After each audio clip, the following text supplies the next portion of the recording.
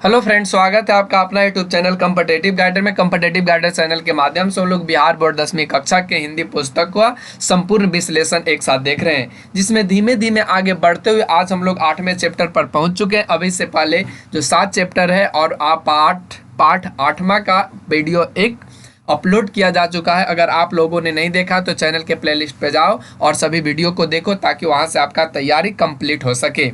आज जो हम लोग देख रहे हैं जीत जीत मैं निर्गत हूँ, जिनके लेखक बिरजू महाराज है, और जीत जीत मैं निर्गत हूँ यह एक साक्षात्कार है। आप याद रखेंगे, यह एक साक्षात्कार है।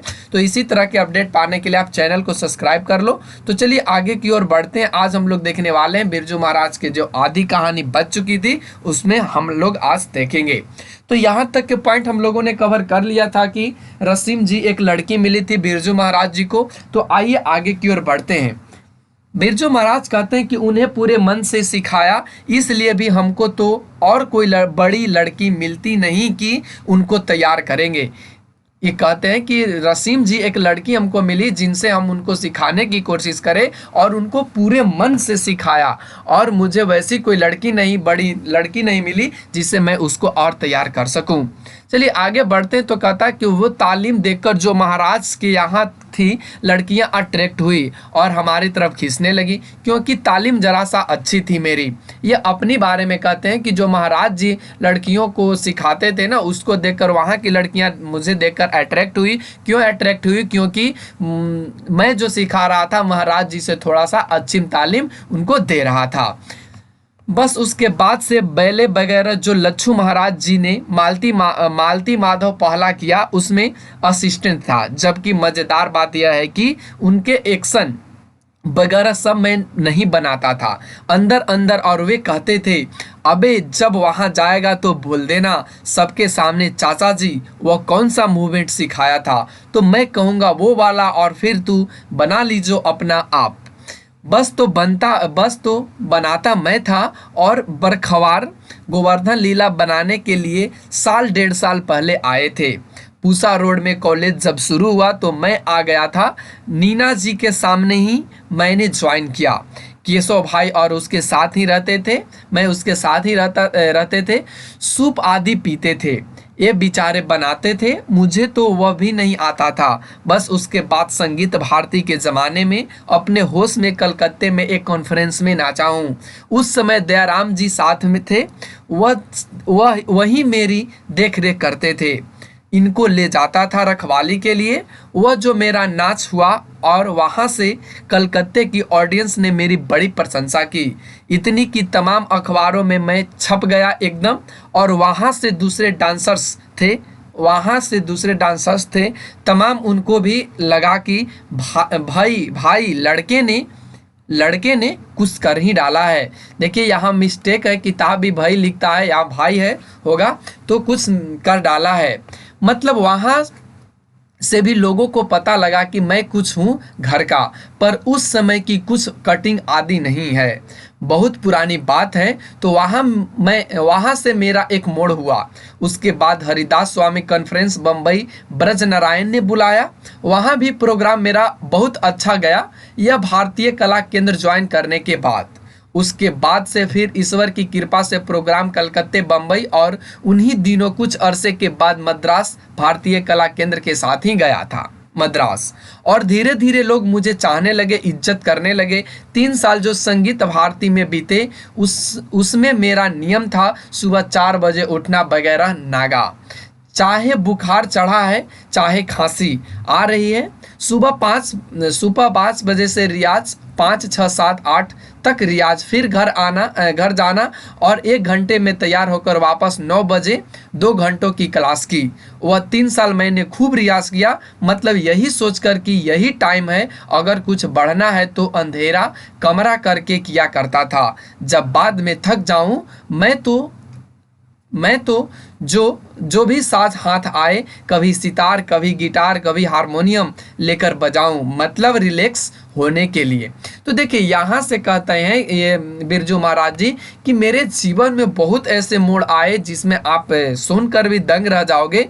जब मैं नाचना शुरू कर दिया तो मेरे डांसर्स मेरे नाच को देख करके, मेरे जो नृत्य को देख करके बहुत लोग मोहित हुए और यहाँ तक कि वे लोग प्रशंसा करने लगे, बहुत इज्जत देने लगे, बहुत जगहों से बुलावा आने लगा और इतना इज्जत मिलने लगा कि मानो कि मेरे ऊपर भगवान खुश होकर, या कह सकते हो कि मेरे ऊपर बहुत ऐसे उपकार हुए जिससे मैं आगे की ओर बढ़ना शुरू कर दिया। तो चलिए आगे की ओर बढ़ें। तो जब ये डांस प्रोग्राम करते थे तो ये थक जाते थे, और जब ये नृत्य करते करते थक जाते थे तो ये कुछ वाद्य यंत्र को लेकर अंधेरे कमरे में बजाना शुरू कर देते थे। जैसे एग्जाम्पल के तौर पे यहाँ पे बताया गया है, कभी सितार ले लेते, कभी गिटार ले लेते थे जो एक वाद्य यंत्र है, बजाने वाला यंत्र है, हारमोनियम लेकर ये बजाने लगते थे ताकि इनको रिलैक्स फील हो सके। तो चलिए आगे की ओर यहाँ से हम लोग बढ़ते हैं। तो कहता है सितार भी मैं बहुत बजाने लगा था, अच्छा खासा, हाँ खूब जोरों से। फिर हाथ में शक्लें बनने लगी, मिजराब की वजह से तो मैंने डर के मारे छोड़ दिया कि डिस्टर्ब करेगा डांस में कि दो आंखें दिखेगी, तो मैं सितार छोड़ दिया। गिटार बजाने लगा ऐसे ही बड़ा शौक के मारे। सितार छोड़ा, गिटार छोड़ा, फिर बांसुरी मेरी बहुत दिन चली, मतलब शौक के मारे बजाता रहा। डागर साहब के साथ ट्रेन में भी अपने ऊपर बजा रहा हूँ, वे नीचे गुनगुना रहे हैं, तो शौक उसका भी रहा, फिर सरोद भी चलता रहा। खैर सरोद तो अभी भी मेरा शौक है, तबला मैं शुरू से बजाता हूँ, हारमोनियम थोड़ा बहुत, लहरा बजाने के लायक बहुत शुरू से बजाता हूँ। शुरू में फिल्मी गाने गाकर मैं पूरे मोहल्ले के लोगों को खुश किया करता था जब मैं छोटा था। तो यहाँ से आप लोग पॉइंट्स देखिए, तो यहाँ से पॉइंट जो कह रहे हैं कि मेरे जो ज़िंदगी में आया बहुत ऐसे चीज़ आया, बहुत ऐसे वाद्य यंत्र भी आया जो बजा लेता था मैं, लेकिन कुछ ऐसे भी वाद्य यंत्र आए जिनको हमको छोड़ना पड़ा, और कुछ ऐसे भी वाद्य यंत्र आए, बजाने वाले यंत्र आए जिसको मैं खुशी से बजाता था या अपने शौक से बजाता था। लेकिन बचपन में ही ये क्या करते थे, फिल्मी गाने गाकर पूरे मोहल्लों को खुश किया करते थे, ये जब छोटा थे। तो ये अपने जीवनी यहाँ पे बताने की कोशिश किया है। तो यहाँ से कुछ पॉइंट नोट करने वाले नहीं है, सिर्फ आप ध्यान से सुनो और देखते चलो। कहता और दो एक फैमिली थी मोहल्ले में जो मेरा गाना सुनकर बहुत खुश होती थी, तो खाना वाना भी खिला देती थी। सिंधी फैमिली थी, देखिए यहाँ से सिंधी फैमिली थी, वो बेचारी मेरी बहुत मदद करती थी। कभी दाल मखाने की सब्जी जब बने तो चुपचाप लाकर खिला देती थी। उन दिनों मतलब हमारी हालत भी ऐसी थी कि कोई खिला दे तो अच्छा लगता था। खैर फिर उसके बाद तो तमाम फिर यहाँ काम करने लगे नए नए, उसके बाद भी कहानी तो फिर मालूम ही है आपको कि कितने बैले किए दुनिया भर के अलग अलग हिस्टोरिकल और फिर विदेश टूर भी शुरू किए। रूस हमारा पहला ट्रिप था, ध्यान रखेंगे यह इंपॉर्टेंट है, नोट कर लेंगे। रूस हमारा पहला ट्रिप था जिसमें कुमार संभव लेकर हम सब लोग गए थे, ध्यान रखेंगे यह बहुत इंपॉर्टेंट है, इसको आपको नोट कर लेने हैं। चलिए आगे बढ़िए। तो कहता है कि आपको संगीत नाटक अकादमी अवार्ड कब मिला, आपको संगीत नाटक अकादमी अवार्ड आपको कब मिला। रसीम वाजपेयी, रवा का मतलब आप ध्यान रखेंगे रसीम वाजपेयी। तो यहाँ से रसीम वाजपेयी कहता है कि आपको संगीत नाटक अकादमी अवार्ड कब मिला। तो यहाँ से बीमा का मतलब होता है बिरजू महाराज। तो बिरजू महाराज कहते हैं कि 27 साल का था तब मैं, बहुत छोटे में ही मेरी सब चीज़ बहुत छोटे में जल्दी जल्दी हो गई। अब यहाँ से रसीम वाजपेयी कहती है आपकी शादी किस सन हुई। तो बिरजू महाराज कहते हैं ओ माँ मैं 18 साल का था, बस इतना ही याद है मुझे। 18 साल की उम्र में मेरी शादी अम्मा जी ने कर दी थी, बहुत बड़ी गलती की, जबकि हम सोच रहे थे कि पहले काम कर ले फिर शादी करें, पर अम्मा जी शायद घबराई हुई थी क्योंकि उनको तो चिंता थी कि पिताजी मर ही गए, उनका क्या होगा पता नहीं। उस घबराहट में शादी कर दी, पर वह मेरे लिए बहुत नुकसानदेह रहा। एक जिम्मेवारी और ज़्यादा बढ़ गई, और शायद नौकरी मैं नहीं भी करता, अपने रिवाज में और अपने नाच में ही मस्त हो सकता था। लेकिन इन पाबंदियों ने शादी, गृहस्थी और लखनऊ और घर, इन चीज़ों ने मुझे मजबूर कर दिया कि तुम नौकरी नहीं करोगे तो क्या करोगे, वरना छोड़ छाड़ के मैं अपना अकेले फिल्म में भी चाचा जी की वजह से उनका असिस्टेंट बन सकता था बम्बई जाकर। और लालच शुरू में जैसे बच्चों को अक्सर हुआ करता है कि बम्बई भाग जाओ, पर खैर वो तो बहुत अच्छा ही हुआ जो नहीं गया। कुछ समझदार लोगों ने मुझे एडवाइस किया कि ये ठीक नहीं है, अच्छा ही हुआ जो बच गया। खैर बाद का हमारा किस्सा फिर सत्यजीत रे के फिल्म का रिसेंट किया था, आप इसको नोट कर लेंगे, सत्यजीत रे, ठीक है ना। उसके बाद से भी मेरी एक बड़ी खास आदत रही है, जैसे कि मेरे बाबूजी की भी थी, कि जब शागिर्द को सिखा रहे हैं तो पूर्ण रूप से मेहनत करके सिखाना और अच्छा बना देना, ऐसा बना देना कि मैं खुद हूँ, यह कोशिश है। पर जब भगवान की कृपा भी होनी चाहिए तब, मतलब कोशिश यही रहती है कि मैं कोई चीज़ चुराता नहीं हूँ, कि अपने बेटे के लिए ये रखना है, उसको सिखाना है, उस लड़की को नहीं सिखाना है, यह मेरे भेद नहीं है, मतभेद बिल्कुल नहीं है। तो बस यह छोटी सी कहानी थी मेरी, फिलहाल डिटेल में तो पता नहीं, बहुत कुछ है।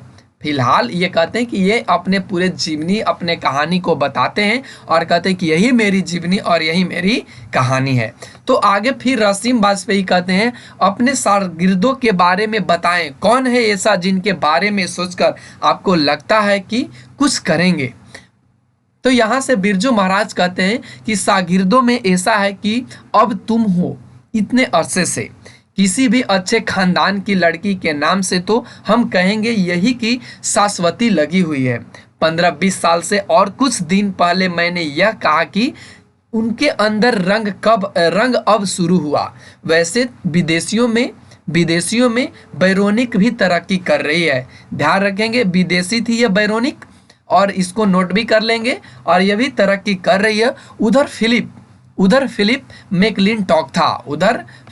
मैकलिनटॉक था, वह चला गया, बहुत अच्छा, वह इस वक्त अच्छा होता, लाजवाब। उसकी फिर तमन्ना है कि फिर आके सीखे मुझसे। बाकी तीरथ प्रदीप ये लोग नाम किए हैं, लेकिन इन लोगों की बड़ी तसल्ली हो गई कि काम मिल गया, अब हम कमाने लगे हैं, अब इतनी परफॉर्मेंस कर लो, तालियां ले लो, पैसे मिल जाएंगे, बात खत्म हो गई। कला के लिए सच्चे दिल से परेशान होने वाले बहुत कम लोग रहते हैं जो कि उसे आगे बढ़ाए, बहुत कम हैं। तो अब लड़कियों में तरक्की करने वाली सामने आने वालियों को में शाश्वती है ही। दुर्गा भी अच्छी तरक्की कर रही है। ये छोटी सी फैमिली की लड़की है, अच्छी स्थिति घर की नहीं है, पर उसका मन नाच के साथ बहुत जुड़ा हुआ है। अब सीखने को तो बहुत से लोग अभी भी सीख ही रहे हैं, और लड़कों में जितना बढ़ना चाहिए कृष्ण मोहन राम मोहन को उतना ध्यान नहीं। यहाँ तक कि मेरे बेटे भी ध्यान नहीं देते, उस तरह का ध्यान नहीं देते जैसे कि मेरी कहानी आपने सुनी। तो यहाँ से कहते हैं कि मैंने बहुत ऐसे लोगों को सिखाया, बहुत ऐसे विद्यार्थियों यानी लड़कों और लड़कियों को सिखाया, लेकिन कुछ ने सीखने की कोशिश की और कुछ ने सीखकर थोड़े ही समय में पैसा करना या नौकरी करने पैसे कमाने के लिए वो लोग सोचने लगे, और वहीं पे अपना स्थगित छोड़ दिया और वहीं से कोई नौकरी तरक्की में कर लिया। लेकिन यह कहते हैं कि बहुत ऐसे लड़के थे जिनको ध्यान नहीं था, उसमें उतना ध्यान नहीं होता जितना कि ये अपने जीवनी में बताए कि मैंने किस तरह से डांस प्रोग्राम में आगे बढ़ा। और ये कहते हैं कि मेरा बेटा भी वैसा नहीं था कि आगे चल के वह अच्छे पोजीशन पर बढ़े और आगे करे। तो चलिए आगे बढ़ते हैं। तो यहाँ से कहता है कि देखिए यहाँ से इन्हीं लोगों ने कभी ये नहीं सोचा कि हाँ भैया ने कहा है, हुक्म दे दिया है, तो हम 2 साल तक कुछ नहीं सोचेंगे, बस यही सोचेंगे। उस तरह का त्याग नहीं है, उतनी शक्ति ही नहीं। मौज लेते हैं, नाचते हैं तो उसे भी एक एंजॉय सोचकर कर लेते हैं, क्योंकि देश विदेश तो बहुत मैं गया हूँ, Germany, Japan, Hong Kong, Laos, Burma, आप इसको नोट कर लेंगे, ये सभी जगह बिरजू महाराज गए थे, ध्यान रखेंगे। रसीम वाजपेयी इतनी बार आप गए तो कोई खास बात आपको याद आती है, कोई विशेष आयोजन जिससे आपको लगे कि हम, तो कहते हैं बिरजू महाराज, हाँ क्यों नहीं, जैसे लंदन फेस्टिवल तो एक बहुत ही जरूरी था, और एक दफ़ा अमेरिका में 2-4 जगह वहाँ भी कामगी हॉल में हम नाचे थे। बड़े अच्छे लोग थे। एक जगह एक लड़का, आंखें उसकी फटी हुई, एकदम अंदर आया हाँफते और कांपते हुए। मैंने सोचा जाने क्या हुआ उसको, तो मैंने कहा मेरे साथ फोटो खिंचाना है क्या तुम्हें? Yes yes. अब बेचारा बेहाल हो गया। अब लड़का अब लड़का तक बेहाल हो नाच देखकर। तो यह जरा मज़ेदार बात है, पाकिस्तान में कोई खातून थी पूरे हॉल में, उसकी आवाज़ आए सुभान अल्लाह। मतलब मेरे नाच के आशिक तो बहुत हैं, मेरे आशिक भी हैं, मगर मैं नाच की वजह से हूँ, इसलिए आशिक तो नाच के ही होते हैं, मैं तो बेचारा उसका असिस्टेंट हूँ, उस नाचने वाले का। तो यहाँ से यह अपने साक्षात्कार में बहुत अच्छे अच्छे बात बताते हैं कि मैं बहुत जगह गया, जिसमें आप जान सकते हो जर्मनी गया, जापान गया, हांगकांग गया, बर्मा गया, लाओस गया, और साथ में पाकिस्तान भी गया था। और पाकिस्तान में मेरी नाच को देखकर एक महिला थी जिसका नाम है खातून, उसका जो महिला का नाम खातून है, तो वह कहती है पूरे खातून हॉल में कि सुभान अल्लाह मेरी नाच को देखकर। तो ये कहते हैं कि मेरी नाच को देखकर ही सभी लोग मुझे मेरे आशिक बन चुके थे, न कि मेरे चेहरे को देखकर। तो चलिए आगे की ओर बढ़िए। तो यहाँ से कहता है कि उसके बाद से तो खैर धीरे धीरे दिल्ली में स्कूटर भी खरीदा, फिर चला नहीं, हम लड़ गए खंबे में अपने आप ही। फिर डर के मारे मोटर खरीदी पुरानी, 2-4 दफ़े पुरानी खरीदी। फिर बैंक से लोन लेकर नई एम्बेसडर, फिर उसको बेचकर नई फिएट खरीदी, अब दूसरी फिएट है। अब तो ईश्वर की कृपा से काफ़ी सुविधा है, काफ़ी कृपा है उनकी, लोग प्यार करते हैं मुझे बहुत, और मैं उस प्यार की वजह से ही इतना बढ़ा हूँ। क्योंकि यहाँ से फिर पूछता है, क्योंकि रसीम वाजपेयी पूछते हैं आपको आगे बढ़ने में अम्मा जी का बहुत हाथ है? तो बिरजू महाराज कहते हैं अम्मा जी का बहुत बड़ा हाथ है। अम्मा जी ने तो शुरू से उन बुजुर्गों की तारीफ करके मेरे सामने हरदम हरदम की बेटा वो ऐसे थे, उनको कम से कम इतना तो याद था उन बुजुर्गों का। अभी आप दूसरे किसी से पूछे घर में तो उन्हें नाम भी नहीं मालूम था कि कौन थे। चाचा जी यानी शंभू महाराज की पत्नी से आप पूछें महाराज बिंदादीन के बाद पहले और कौन थे, तो वे उनको मालूम नहीं। ठुमरियाँ भी मैंने उनसे सीखी, मेरी वाकाई में गुरुवाइन थी, तो माँ तो थी ही गुरुवाइन भी।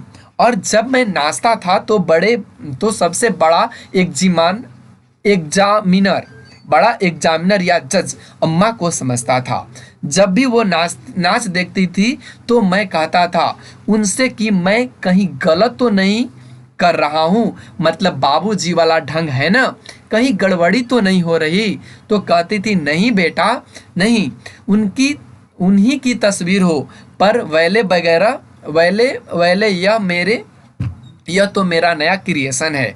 वो हरदम ऐसी ही कहती रही, और लखनऊ के बुजुर्ग थे उनसे भी गवाही ली मैंने, चेंज तो नहीं लग रहा है? नहीं बेटा वही ढंग है, और तुम्हारा शरीर वगैरह टोटल ढंग वैसा ही है, बैठने का, उठने का, बात करने का, मतलब जैसा था उनका।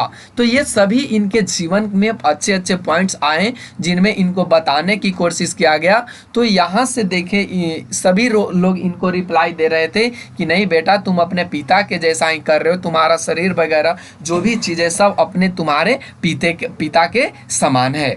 तो यहाँ से आपने देखा। चलिए आगे की ओर बढ़िए। तो आगे यहाँ से कहता है कि और जगह बहुत थी आने जाने की, हम बहुत लोकप्रिय हैं बम्बई में, कलकत्ता में, साउथ के लोग भी अब बहुत चाहते हैं मुझे, और हर डांसर के लिए चाहे थोड़ी देर के लिए गलत शब्द इस्तेमाल कर ले, पर दिल से अगर आप पूछेंगे कि ईमानदारी से बताओ तो दूसरा शब्द इस्तेमाल नहीं करेगा, वो यही कहेगा वो अच्छे हैं, मतलब अगर ईमानदारी से कहेंगे तो। और प्रोफेशनल जहां आता है तो 4 जगह बुराई करेंगे कि उनको क्या आता है, वो तो ऐसे ही बेकार आदमी है। तो मुझे मालूम है कि इन चीज़ों का मुझे कोई द्वेष नहीं है शुरू से किसी के बारे में, जो करता तो मुझे मालूम है इस चीज़ का। जो करता है बढ़िया करता है, बस मैं अपना बुरा नहीं चाहूँगा, बस यही खास आदत है। रसीम बाजपेयी, आपको मंच पर कुछ अनुभव या संस्मरण बचपन के या ऐसे अनुभव जो याद आते हो? तो बिरजू महाराज कहते हैं, अब नाचे तो हम बहुत ज़्यादा हैं, इतना की गिनती करना मुश्किल है, और उस जमाने से रामपुर नवाब के पहले में भी नाचा हूँ, नेपाल महाराज के यहाँ भी नाचा हूँ, और जमींदारों के यहाँ भी नाचा हूँ, जहाँ का मैं अक्सर तमाशा सुनता रहता हूँ कि जहाँ महफिल भी लगी है कि लड़का नाचेगा, जरा चारों तरफ थोड़ा खिसकर जगह बनाओ तो सब खिसक जाएं, तो नीचे गलीचा या गलीचे पर चांदनी, और चांदनी गलीचे के नीचे जमीन पर कहीं पर गड्ढे हैं, कहीं पर खांचा है, मतलब यह सब नहीं, कौन परवाह करे। आजकल हमारे नए डांसर हैं कि स्टेज बड़ा खराब है, बड़ा टेढ़ा है, बड़ा गड्ढा है। हम लोगों को यह सब सोचने का मौका मिलता था। तो ध्यान रखें, यहाँ तक अपने यह पॉइंट्स को बताने की कोशिश कर रहे हैं। तो यहाँ से कहता है कि अब गर्मी के दिनों में जरा सोचो, न एयर कंडीशन, न कुछ बड़े बड़े पंखे लेकर जो नौकर चाकर थे वे हाँकते रहते थे, उनसे भी हाथ बचाना पड़ता था, नाचने में उनसे न लड़ जाए कहीं। दूसरे की गैस लाइट जल रही है और उसकी भी गर्मी। तो ये सभी बताते हैं कि कैसे मैंने नाचा, किस तरह से नाचा। तो ये सभी पॉइंट्स यहाँ पे आपको देखने हैं, न कि यह सभी रटने हैं। रटने वाले पॉइंट्स हम आपको बता देंगे, वह पॉइंट को आप नोट कर लेंगे। तो आगे रसीम बाजपेयी फिर से कहता है, अक्सर रात में होते थे या दिन में भी होते थे प्रोग्राम? पूछ रही है जो रसीम बाजपेयी है, क्या यह दिन में होता था या रात में? तो बिरजू महाराज कहते हैं कि दिन में भी होते थे। भैरवी का प्रोग्राम जो कहा जाता था, वह कायदा था कि रात को 1:30-2 बजे तक तो चलता था नाचवाच। उसमें थोड़ा भाव गीत वगैरह हुआ तो हुआ, ठुमरी भाव पर विशेष। दूसरे दिन 10 बजे की महफिल, सुबह 10 बजे से 4 बजे तक भैरवी का एक प्रोग्राम कहलाता था, तो उससे समापन होता था। माने टोटल प्रोग्राम, यानी डांसर आया तो सुबह से लेकर शाम तक। तो यहाँ से आज हम लोगों का जो यह जीत जीत मैं निर्खत हूँ, यह चैप्टर समाप्त होता है। चलिए हम आपको कुछ क्वेश्चन से रूबरू करवा देते हैं। देखिए यहाँ से कहता है कि लखनऊ और रामपुर में बिरजू महाराज का क्या संबंध था। तो हमने पूरे वीडियो में आपको समझाया कि लखनऊ इनका क्या था और रामपुर उनका क्या था। तो आप पूरे वीडियो को देखें तो यहाँ से आपको समझ में आ जाएगा। रामपुर के नवाब की नौकरी छूटने पर हनुमान जी का प्रसाद क्यों चढ़ाया गया था, आप ध्यान रखेंगे। तो ये सभी पॉइंट्स आप देख लेंगे। इसका जो क्वेश्चन है यहीं से आपको निकल कर आ जाएगा। और अगर आप लोगों से नहीं बनता है तो इसका सीरीज भी answer question, long answer question, short answer question और साथ में ऑब्जेक्टिव क्वेश्चन का भी सीरीज चलाया जाएगा। तो आप लोग चैनल पर बने रहो, चैनल को सब्सक्राइब कर लो ताकि इसी तरह का अपडेट आपको मिलते रहे। तो बस आज के लिए इतना ही। अगर इसका पीडीएफ डाउनलोड करना चाहते हो तो डिस्क्रिप्शन बॉक्स में आप डिस्क्रिप्शन बॉक्स में इसका लिंक दिया रहेगा। और अगर और किसी भी तरह की आपको कोई प्रॉब्लम आती है तो आप कमेंट बॉक्स में कमेंट करो ताकि आपकी समस्या का समाधान किया जाएगा। तो आज के लिए बस इतना ही। Take care, bye bye, thanks for watching.